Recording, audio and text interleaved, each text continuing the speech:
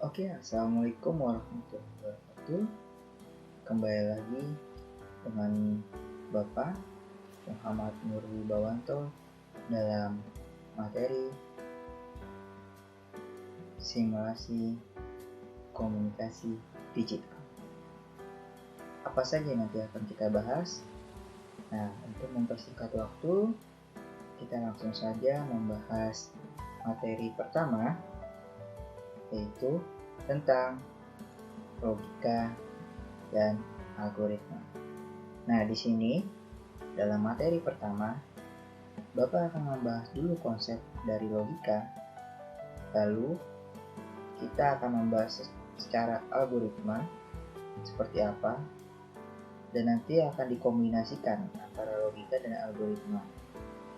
Ya, untuk itu langsung saja kita mulai melalui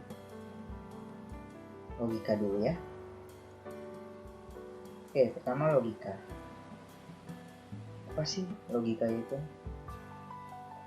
Nah, secara umumnya logika itu harus masuk akal dan memenuhi hukum logika, dinamakan logis ya.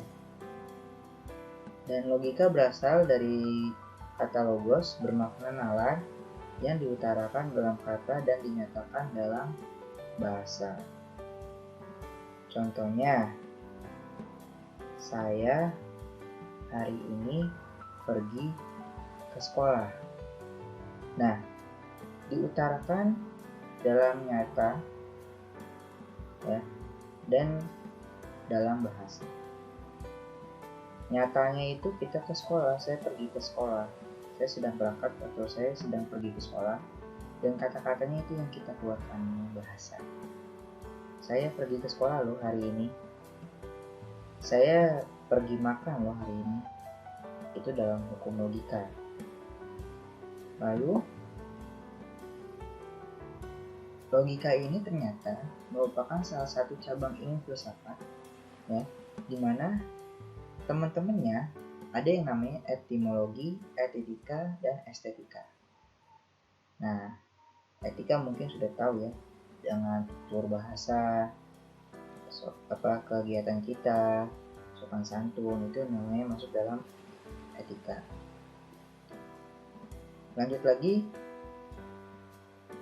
logika merupakan materi yang dipelajari sampai kapanpun ya. Bahkan logika itu bisa digunakan dalam kecerdasan buatan, atau biasanya di dunia IT itu disebut dengan artificial intelligence. Wah, ini yang dimaksudnya artificial intelligence ini, dia memiliki kecerdasan buatan dalam aplikasinya. Contoh, kalau kalian menggunakan aplikasi seperti Halodoc itu memiliki kecerdasan buatan kita sendiri ya. Itu hanya salah satu contoh dari logika. Jadi manfaatnya logika apa aja nih? Nah, tadi kita sudah tahu tentang pengertiannya logika dan kegunaannya apa. Kita cari tahu lagi ya manfaatnya apa dari logika.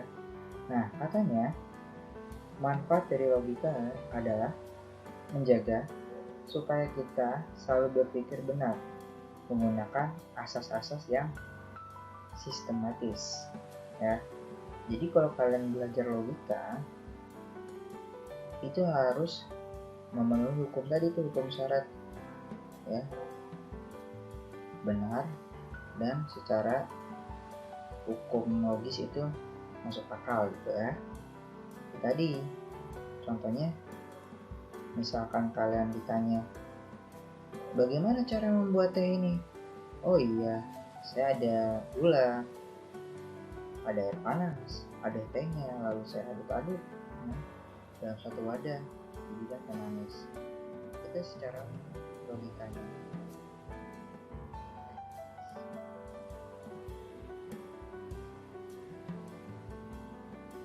Membuat daya pikir menjadi lebih tajam dan menjadi lebih berkembang.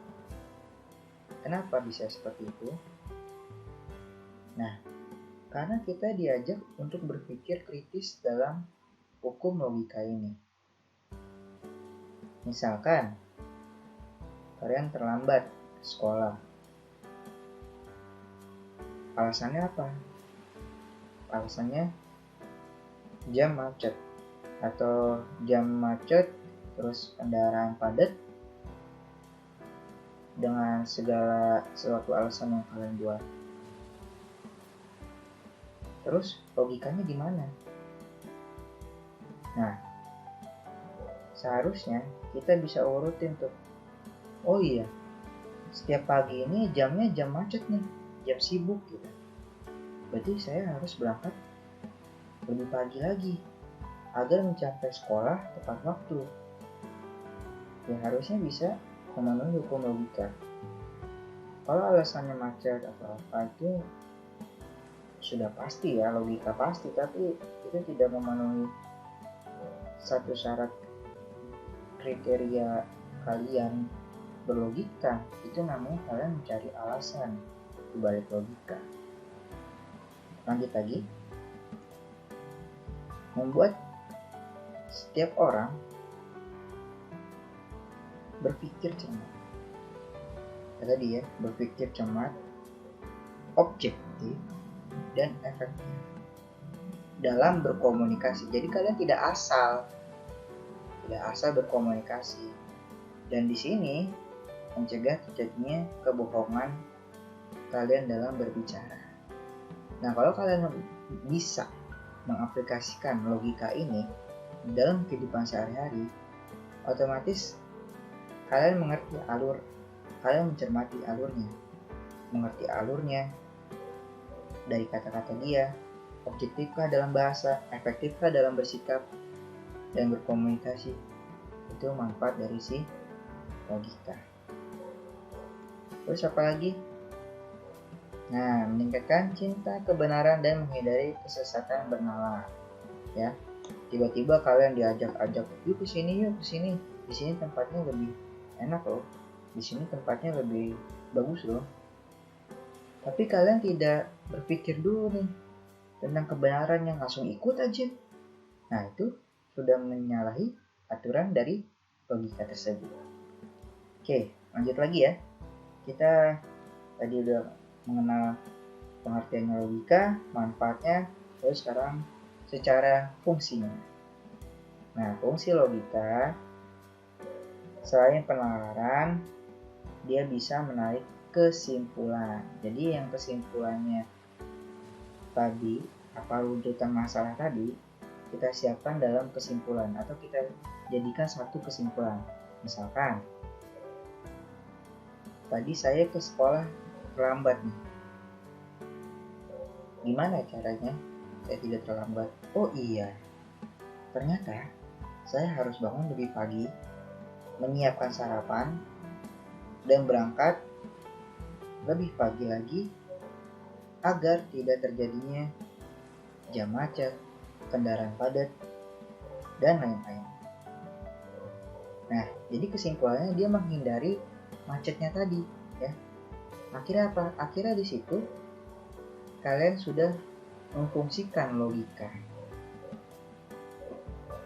Lanjut lagi. Nah, ini dalam kata ya, biasanya di pelajaran bahasa Indonesia ada kalimat atau kata deduktif dan induktif. Ini berfungsi banget dalam hukum logikanya. Ya.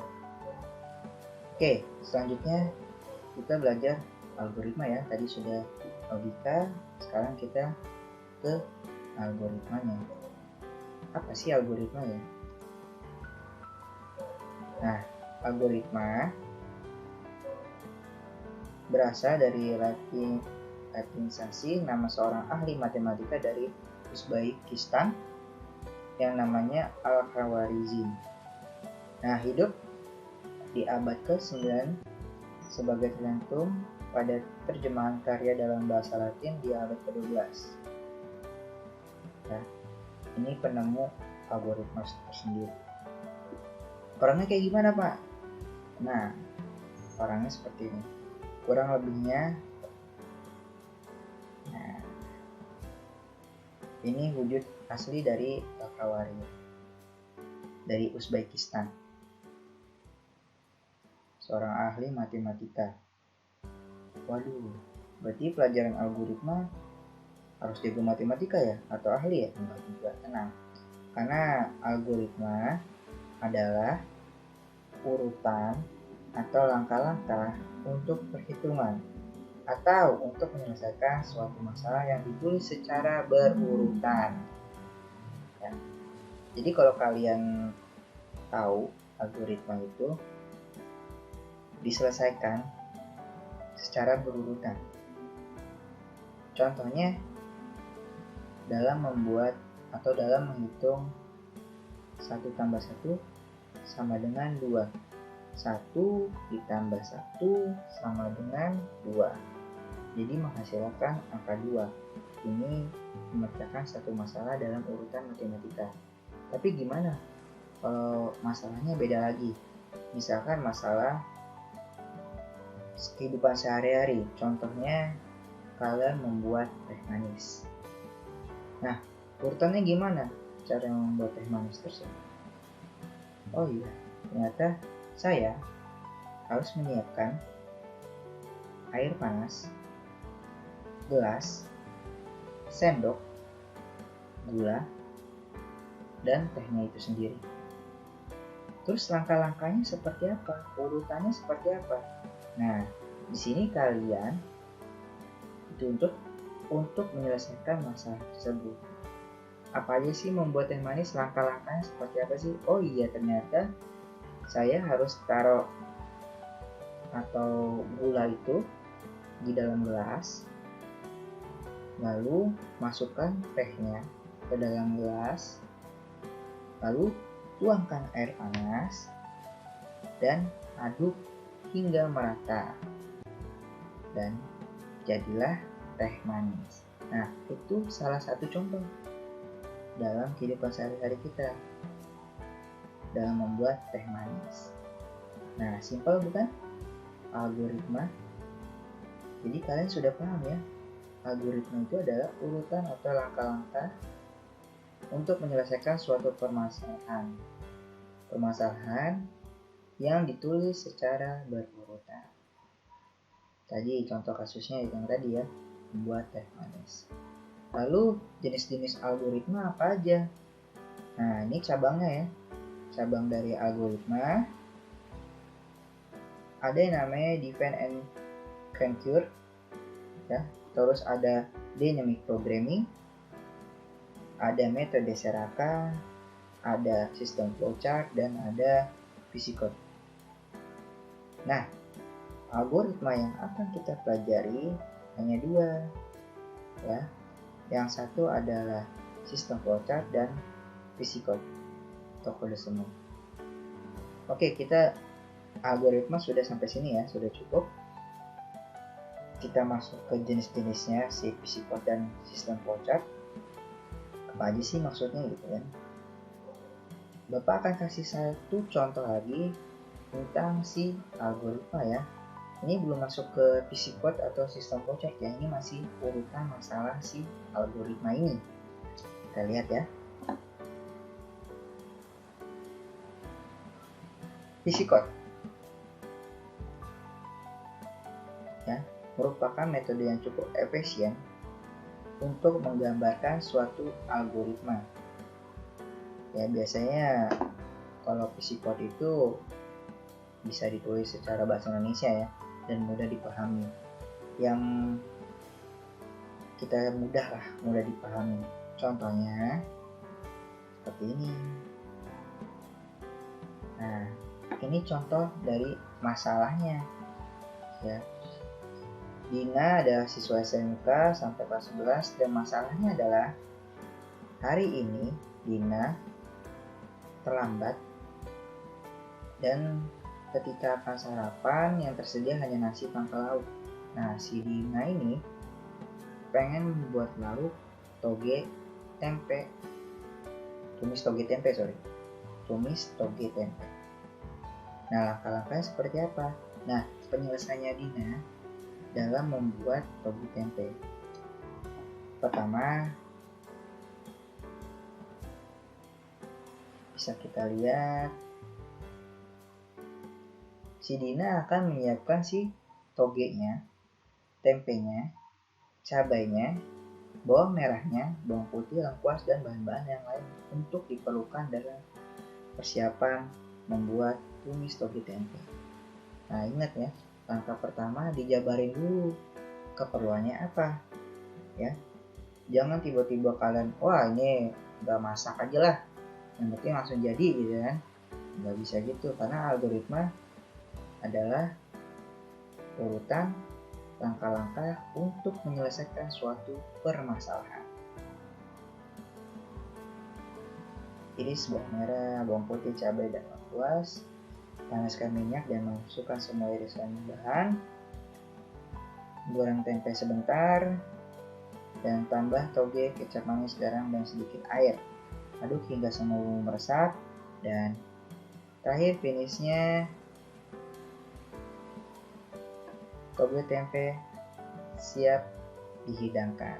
Nah ya, lihat ya, awalnya kita menyiapkan bahan, diurutkan masalahnya, semua sudah selesai, dan jangan lupa